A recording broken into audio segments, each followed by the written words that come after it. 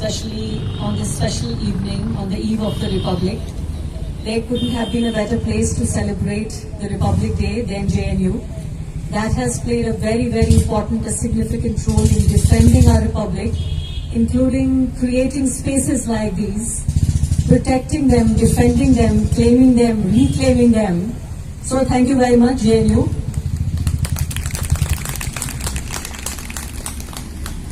And I was coming here, I was thinking, because as an audio-visual person, I always think in terms of visuals, that how does this Republic look like? How does our Republic in 2020 at 70 look like? I was looking at this video from Lucknow that came from last evening. There was this woman who had wrapped her head around with a tricolor.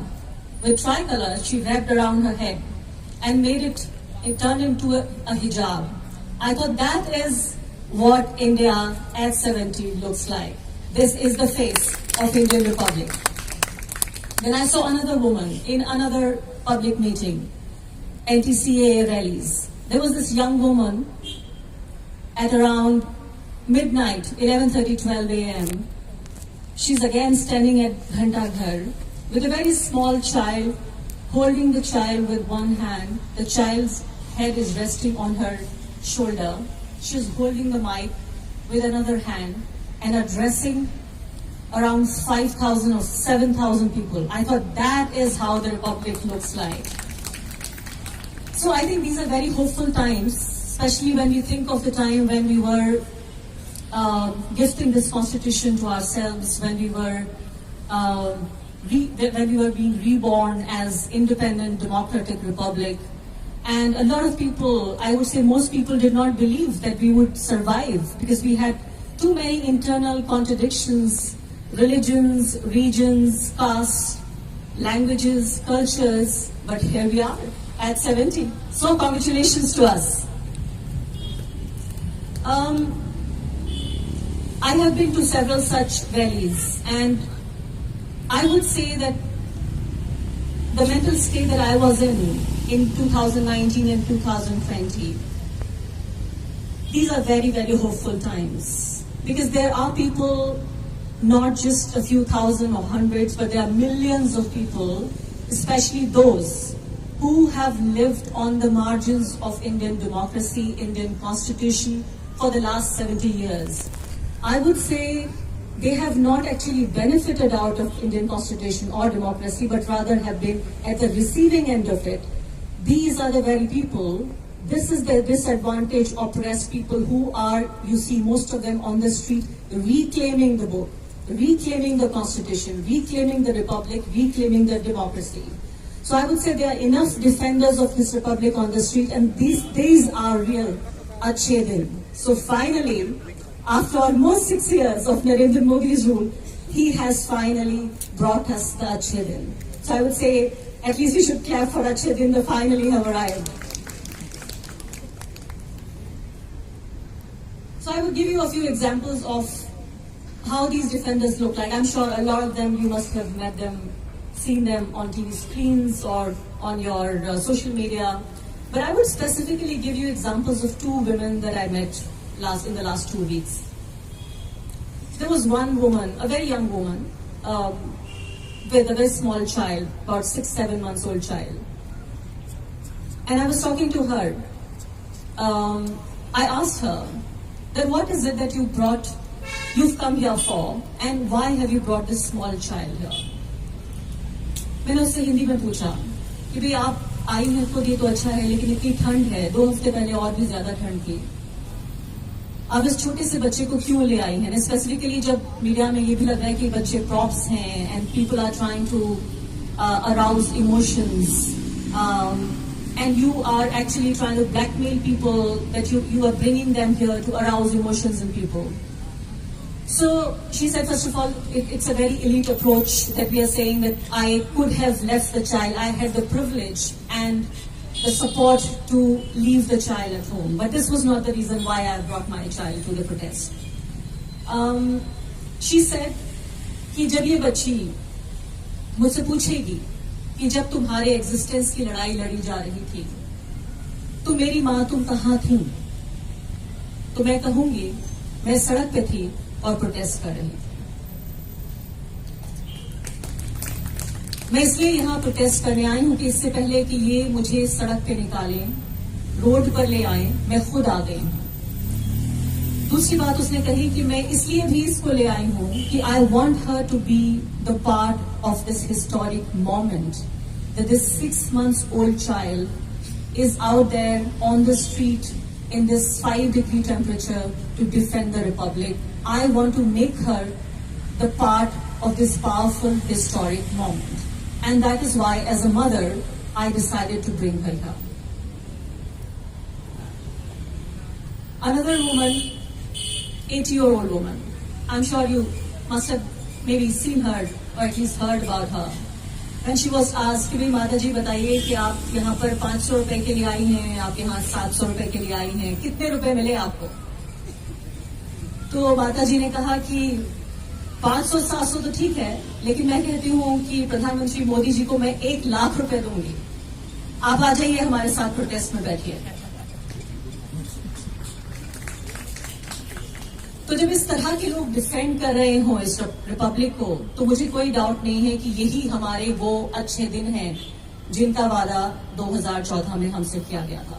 तो मैं individually बहुत खुश हूं, because I was thinking before 2014 the governments were trying to reduce us to just consumers, but post 2014 what they try to do is that they try to reduce us to just merely passive subjects. Or I would say bhaks. So either they were bhaks or passive subjects. Now in the last 1 month or 5 weeks, suddenly these passive subjects or bhaks have turned into active citizens. This is a great progress. So thank you, Narendra Modi, that you've turned this very passive subjects into active citizens. So these are good times. These are certainly achhe din.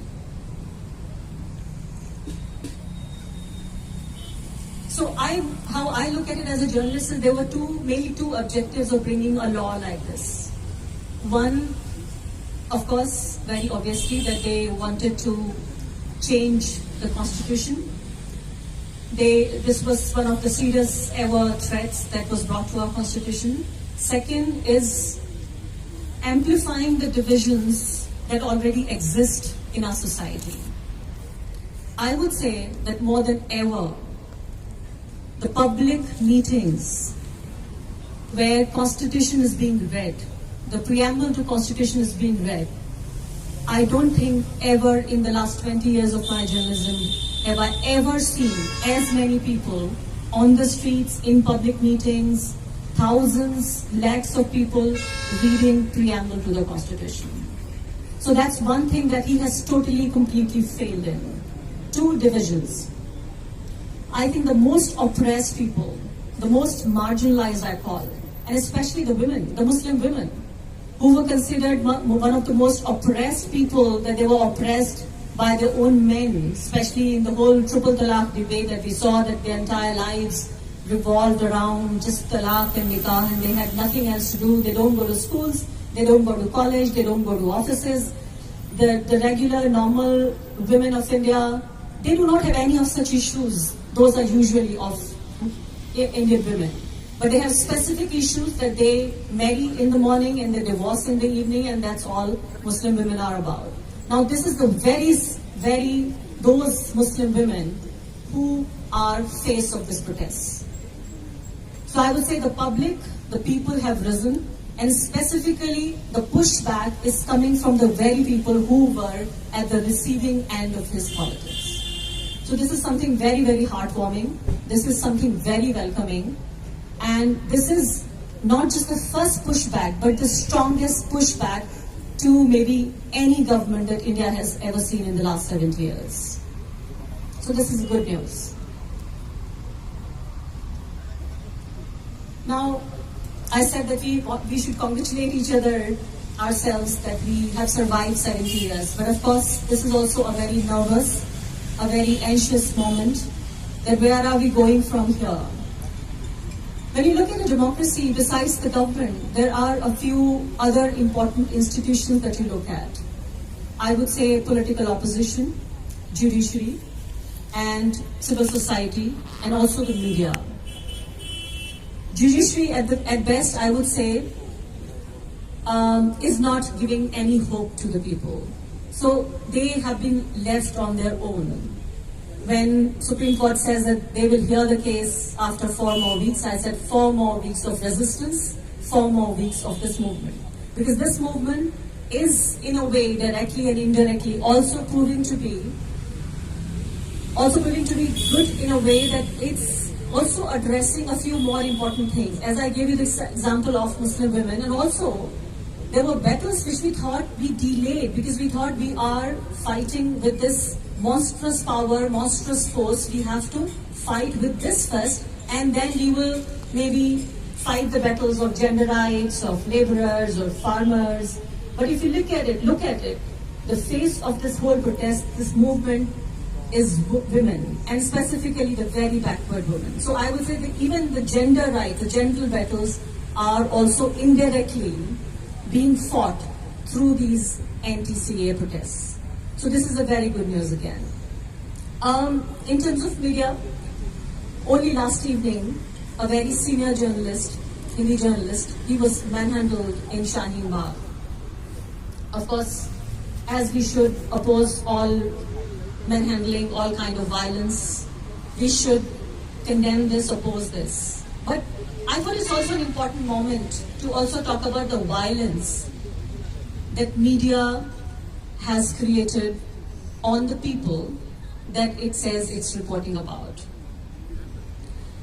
Imagine these oppressed people who, as my earlier speaker, she said that how they said that जब बाबरी मस्जिद हुई हम नहीं आए, triple तलाक हुई हम नहीं आए, 370 हुई हम नहीं आए.